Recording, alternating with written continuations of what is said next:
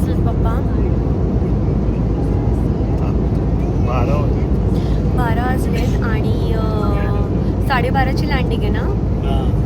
आणि वायूमध्ये खूप रडत होता. टेक ऑफला पण तो रडला. मी थायलंडला गेलेलो होतो, तो बिलकुल नाही रडलेला. ह्याच्यात तो रडला. मग मी त्याला यशस्वीने पण ट्राय केला. मग मी त्याला थोडं हलवून असं उभं राहून त्याला हलवलं ना, त्याला झोप येते. मी ते ट्राय केलं तर तो झोपला. हा मिरर नाही आहे. तुम्हाला बोलायचं आहे माझ्या ब्लॉगसाठी काहीतरी. कसं वाटतं तुम्हाला? मी प्रयागराजला ना मी एकटीच जायचा प्लॅन बनवलेला आणि मी सगळ्यांना बोलले की मी एकटीच चालली आहे. मग प्रिन्स बोलला की मी पण येईन. मग पप्पा बोलले मी पण येईन. मग यशस्वी बोलली मी पण येईन.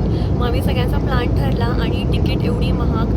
आम्ही 1,60,000ची तिकीट विकत घेतली आणि आमची डेटच फिक्स होत नव्हती. आणि जेव्हा मला सुट्टी होती ना त्या दिवशी 26 जानेवारी असं सगळं आहे, तेव्हा तिथे खूप गर्दी असेल. मग जेव्हा दुसरी सुट्टी होती त्या दिवशी आहे शाही स्नान, जे मेन डेट आहे, मौनी अमावस्या ना, मग त्या दिवशी पण खूप गर्दी असेल. मग एवढ्या छोट्या मुलांना घेऊन गर्दी कसं जाणार.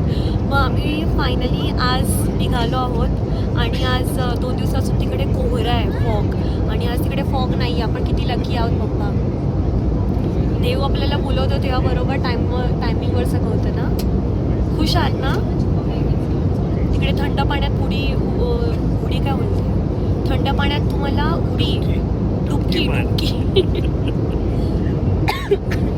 सॉरी मला खोकला आहे. डुबकी मारता येईल तुम्हाला. त्यांनी महाकालचं कुर्ती पण घातली आहे, मी उज्जैनवरून त्यांच्यासाठी आणलेली.